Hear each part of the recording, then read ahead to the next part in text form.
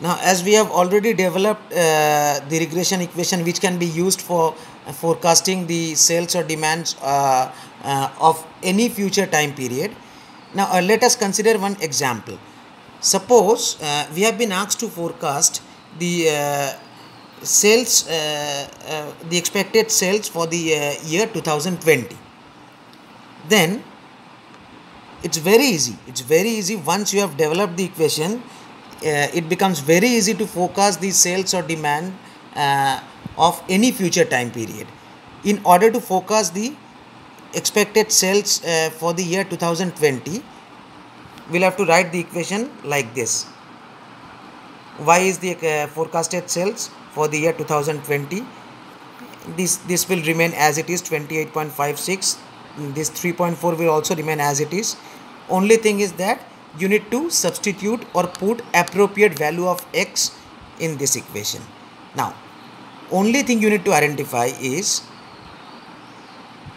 how much deviated this year 2020 is from the mean time period. The mean time period in this problem was 2009. So we need to find out the deviation or distance of 2020 from the mean time period, that is from the year 2009. It is nothing but 11 years, and as 2020 comes or appears 11 years after 2009, after, that means on the positive side. Therefore here we have taken plus 11. There is no question of taking a negative sign.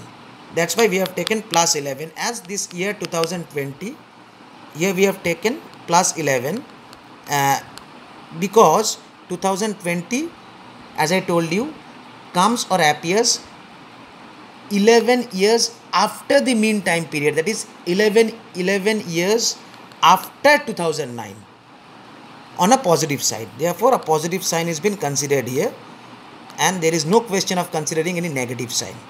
That would have been considered if this time period would have appeared or occurred before 2009, that is before the mean time period, before occurrence of the mean time period. That thing has not happened here. This year is this year will occur or will appear or will come after occurrence of the mean time period, that is 2009.